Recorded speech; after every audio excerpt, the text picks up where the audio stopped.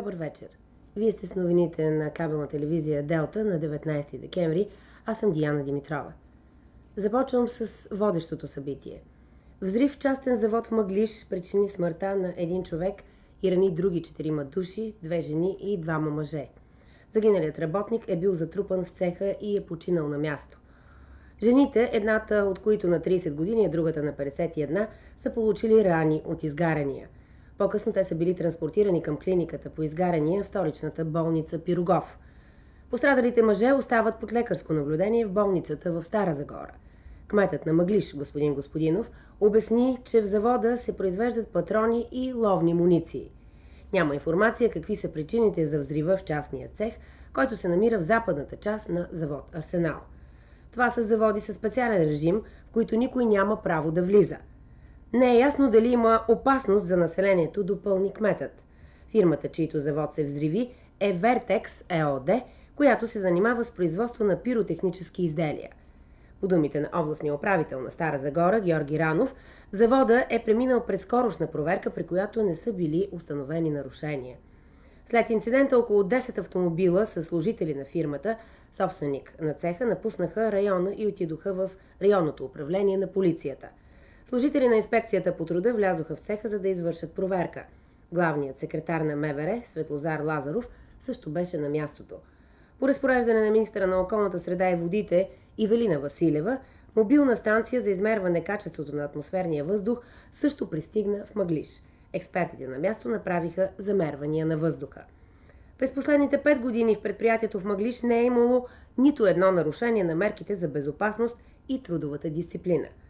В момента на инцидента от предприятието са внедрявали производство на ново изделие – осветителен факел.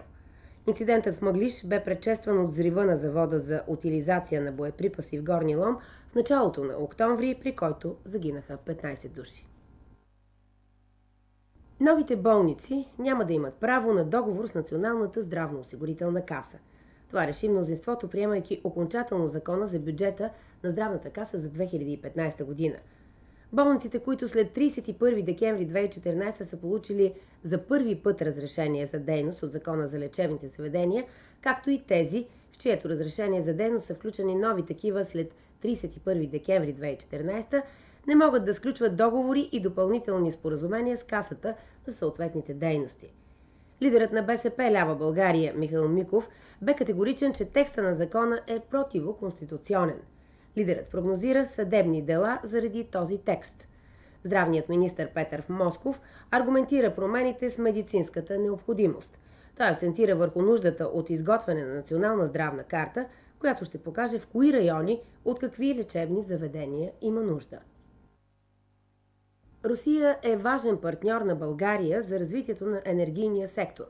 Това каза министърът на енергетиката Теменужка Петкова в телефонен разговор с руския си колега Александър Новак.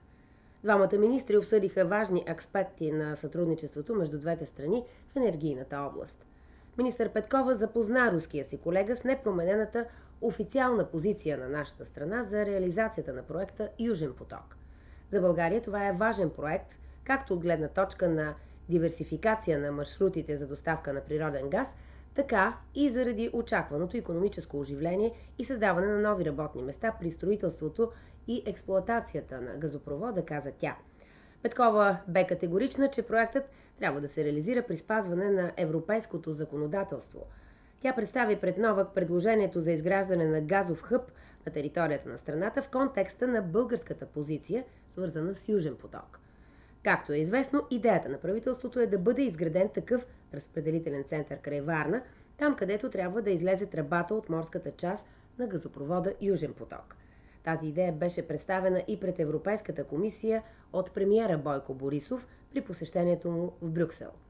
От своя страна министър Новак каза, че до момента Русия не е получила официално предложение от Европейската комисия за обсъждане на газов хъб на територията на България, но ако го получи, е готова да го разгледа. Той подчерта необходимостта българската страна да издаде в оптимални срокове всички необходими разрешителни за изграждане на морската част на газопровода. Ето и останалите новини. От днес НАП пуска в употреба нова електронна услуга за осигурителите, която дава достъп до обобщени справки за актуалното състояние на осигурителните декларации за всяко осигурено от тях лице. Предоставена е и възможност фирмите да получават информация относно декларираните от тях задължения за осигуровки. Новата услуга е създадена по искане на бизнеса и ще може да се използва както с електронен подпис, така и с персонален идентификационен код. До тази услуга ще имат достъп всички осигурители, които имат права да ползват данъчно-осигурителна информация. НАП е водеща администрация в страната, която активно развива електронните си услуги. В момента агенцията предлага над 50 електронни услуги, които могат да се използват свободно с електронен подпис или персонален идентификационен код. Първата електронна услуга, която НАП представи на своите клиенти през 2003 година, беше подаването на ежемесечните справки декларации по ДДС. Днес почти 100% от всички регистрирани по ДДС компании подават месечните си декларации по електронен път. Именно през интернет 2/3 от фирмите предоставят и годишните си данъчни декларации. Ежегодно в НАП постъпват и над 70 милиона електронни документа, декларации, справки, искания за издаване на удостоверения и други, като употребата им спестява на бизнеса и гражданите 350 милиона лева годишно. Вероятно през месец февруари до година ще завърши изграждането на информационния РИС портал, заяви днес капитан Георги Иванов, директор ръководство на корабния трафик на река Дунав. Това се случи по време на семинар, където бяха коментирани проектът създаване на речна информационна система в българския участък на река Дунав, както и подготовката на нови проекти от държавно предприятие пристанищна инфраструктура през програмния период 2014-2020 година. На семинара днес господин Иванов коментира как новият портал ще улесни информацията и корабоплаването. Планират се и промени, които да вдигнат коефициента на полезно действие на информационната система. Така ще бъде осигурен лесен и бърз достъп до данните за корабите, коментира още той. Плюсовете, освен финансови, ще са и в сферата на социалните придобивки. Проект създаване на речна информационна система в българската част на река Дунав, БУРИС, се финансира със средства на Европейския съюз, чрез оперативната програма Транспорт 2007-2013 година в рамките на приоритетната ОС 4 – подобряване на корабоплаването на морските и вътрешните водни пътища. Спомага за реализирането на общата европейска политика за подобряване условията за движение на плавателните съдове по река Дунав, общо европейски транспортен коридор 7, който представлява една от най-важните оси за развитието на трансевропейската транспортна мрежа. Осигуряването на безопасното преминаване на корабите е пряк ангажимент на държавно предприятие пристанищна инфраструктура по силата на член 115 от Закона за морските пространства, вътрешни водни пътища и пристанищата на Република България. Ректорът на Русенския университет, професор доктор на техническите науки Христо Белоев, беше избран днес за член-кореспондент на БАН в областта на инженерните науки. Това стана факт след тайно гласуване на събранието на академиците. Член-кореспондентите на БАН се избират по основните критерии, като значими успехи в научната и научно-приложната дейност, национално и международно научно признание, публикации с импакт фактор и цитати от наши и чужди учени. При селекцията под внимание се вземат и създаването на патенти, полезни модели и нови теории, както и подготовка на кадри, като ръководство на дипломанти, докторанти, преподавателска дейност, публикуване на учебници, лекционна дейност у нас и в чужбина. Везната наклоняват и научно-организационната и научно-административна дейност и принос в създаване на ръководство на научни звена и творчески колективи. Везната наклоняват и научно-организационната и научно-административната дейност и принос в създаване и ръководство на научни звена и творчески колективи. За участие в конкурса за член-кореспондент на БАН професор Белоев бе номиниран от Русенският университет, от факултет Аграрно-индустриален и Селскостопанската академия. Съюза на учените в България и Аграрен университет Пловдив също са подкрепили кандидатурата му.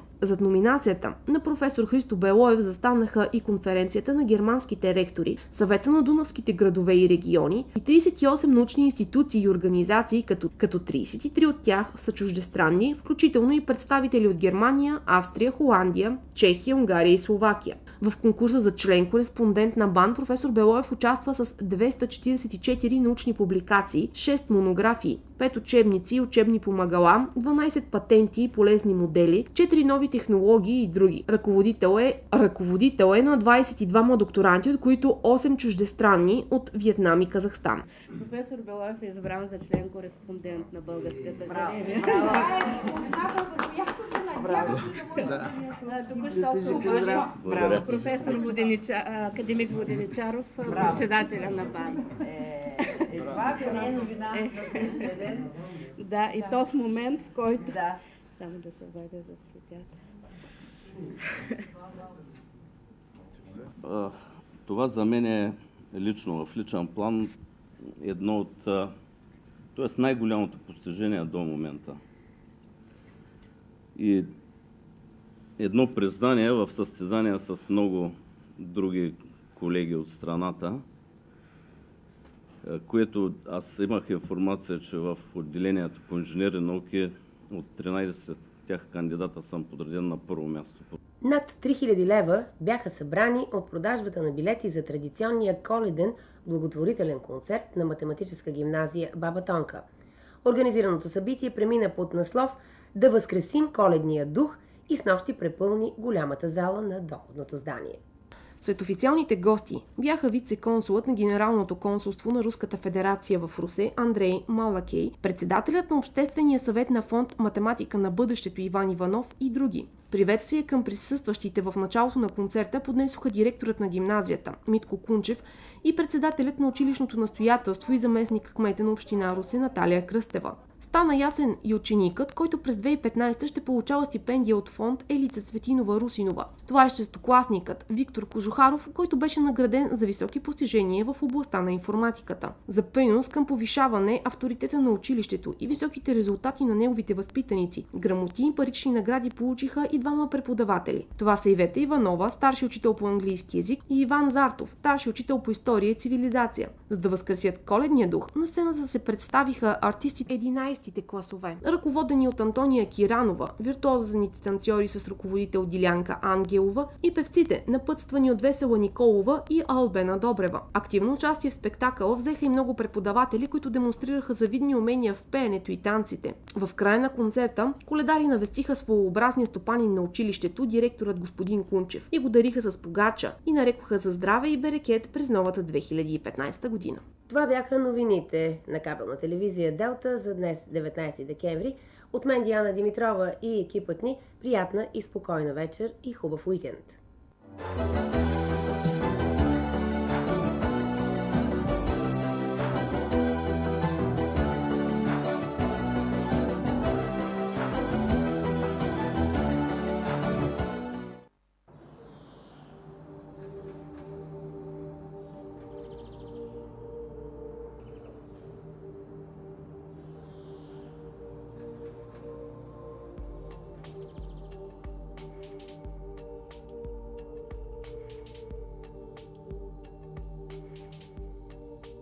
През нощта ще бъде ясно. Утре ще е предимно слънчево, но сутринта на места в равнините отново ще има мъгла. След обяд от запад облачността ще се увеличи. Ще духа умерен, след обяд и в Дунавската равнина до силен западен вятър. Минималните температури в повечето места ще са между 0 и 5 градуса, а максималните ще са между 10 и 15. Атмосферното налягане ще остане без съществена промяна и ще е около средното за месеца. За Русе минималната температура ще е 2 градуса, а максималната 7.